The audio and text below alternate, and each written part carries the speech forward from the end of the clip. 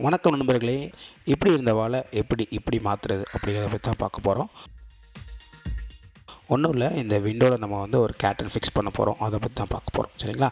இதுக்கு தேவையான பொருட்கள் என்னெல்லாம் பார்த்தீங்க அப்படின்னா, ஒரு ஸ்டெயின்லெஸ் ஸ்டீல் அரை இன்ச்சு பைப்பு, உங்களுக்கு எஸ்எஸ் பைப் ஒன்று எடுத்துக்கோங்க.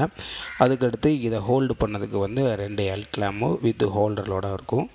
ஒரு ஹோல்டர் பார்த்திங்கன்னா ஸ்க்ரூ டைப்பு ஹோல்டரோடு சேர்ந்து வரும். இது நீங்கள் ப்ளம்பர் ஷாப்பில் கேட்டாலே அவங்க தருவாங்க.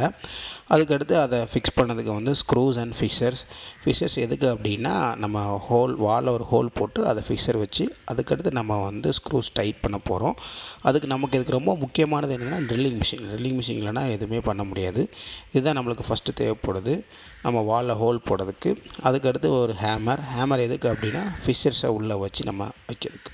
சரி, இப்போ நம்ம வீடியோக்குள்ளே போயிடலாம். ஃபஸ்ட் நம்ம என்ன பண்ணுறோம் அப்படின்னா, ஆக்சுவலாக அதோட லென்த்து வந்து 4 அடி இருந்துச்சு. அந்த ஸ்டெயின்லெஸ் பைப்போட லென்த்து வந்து 4 அடி இருந்துச்சு. நம்ம வந்து கட் பண்ணி கூட அந்த விண்டோ சைஸ்க்கு கட் பண்ணி கூட பண்ணலாம்.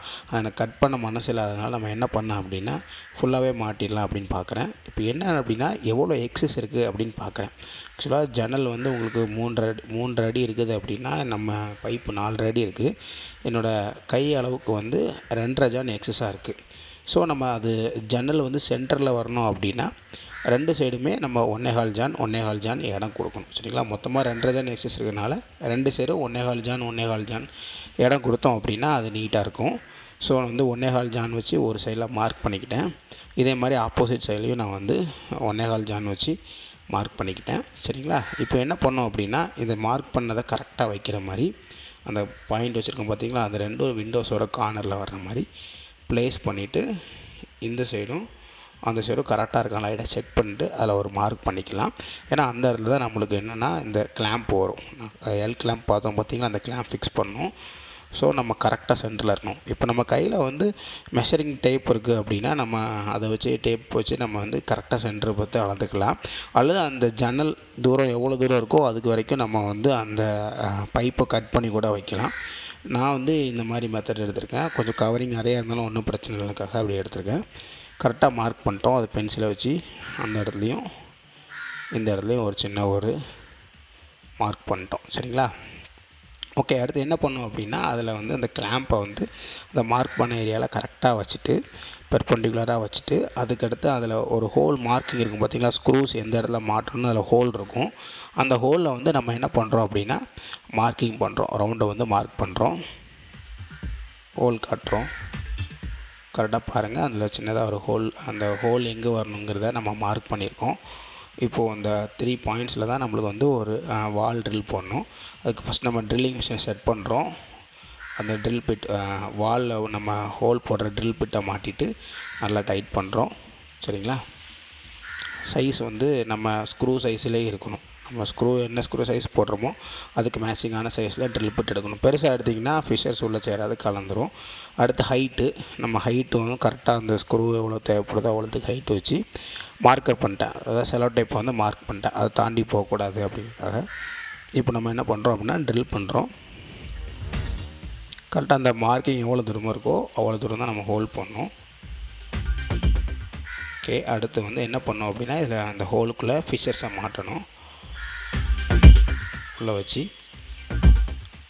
நம்ம ஹேமரை வச்சு உள்ளே தட்டினா உள்ளே போயிடும். இந்த ஃபிஷர்ஸ் இருந்தால் தான் அந்த ஸ்க்ரூ வந்து நல்லாவே அந்த வாலில் வந்து பிடிச்சு நிற்கும், அல்லது கலந்துட்டு வந்துடும். முன்னாடிகளில் தான் சக்கை வைப்பாங்க, மரச்சக்கை வைப்பாங்க. இப்போ இந்த மாதிரி ஃபிஷர்ஸே வந்துடுச்சு. இது 50 பைசா அவ்வளோதான் வரும், 50 பைசா அவ்வளோதான் வரும். இதை கரெக்டாக நம்ம வச்சுட்டு நம்ம வந்து ஸ்க்ரூஸை ஏற்றிடலாம். சரிங்களா? ரொம்ப ஈஸியான வேலை தான் இருக்கும் உங்களுக்கு, ரொம்ப கஷ்டமாலாம் இருக்காது. நான் வந்து உங்களுக்கு வந்து ஸ்க்ரூ ட்ரைவர் வச்சு நான் வந்து அந்த ஸ்க்ரூவை ஏற்றுறேன். நீங்கள் வந்து அந்த ட்ரில்லிங் மிஷின்லேயே அந்த பிட்டு போட்டு பண்ணிக்கலாம். ஸ்க்ரூ ட்ரைவரே போதும், அது ஈஸியாக தான் இருக்கும் உங்களுக்கு.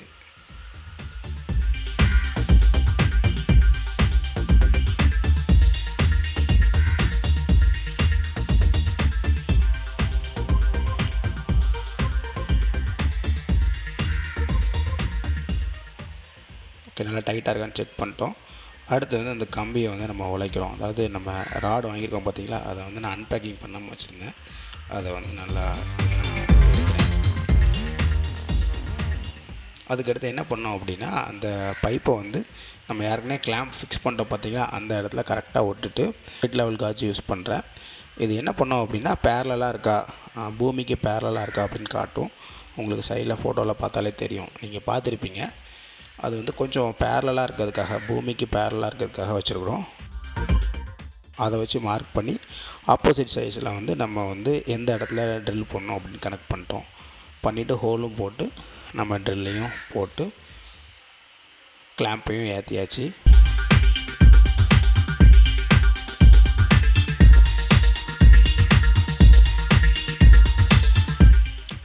அவ்வளோதான், நம்மளுக்கு முக்கியமான வேலைகள் முடிஞ்சிட்டு இப்போ வந்து நம்ம இந்த பைப் இருக்குது பார்த்திங்களா, அந்த பைப்பை வந்து கரெக்டாக உள்ளே ஃபிட் பண்ணிவிட்டு அந்த சைட்லையும் நம்ம என்ன செய்கிறோம், ஃபிட் பண்ணோம்.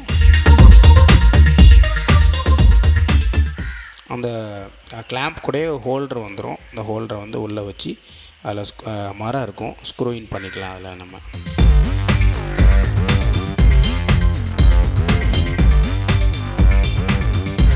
அவ்வளோதான் ஃப்ரெண்ட்ஸ், நம்மளுக்கு வந்து அந்த கேட்டனை ஹோல்ட் பண்ணுறதுக்கான பார் ரெடி ஆகிடுச்சு. நல்லா ஸ்ட்ராங்காகவே இருக்குது. நீங்கள் ஃபுல்லாக வீடியோவில் பார்த்தாலே தெரியும். பாருங்கள், ஃபுல்லாக காமிக்கிறேன். ஓகே, நம்ம ஃபிட் பண்ணியாச்சு. இனிமேல் நான் வந்து இதில் வந்து கேட்டனை தொங்க போட வேண்டியதுதான்.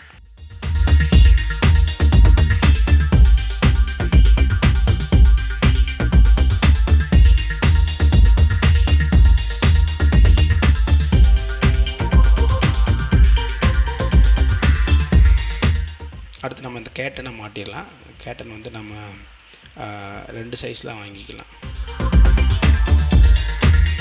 அதை கலந்துட்டு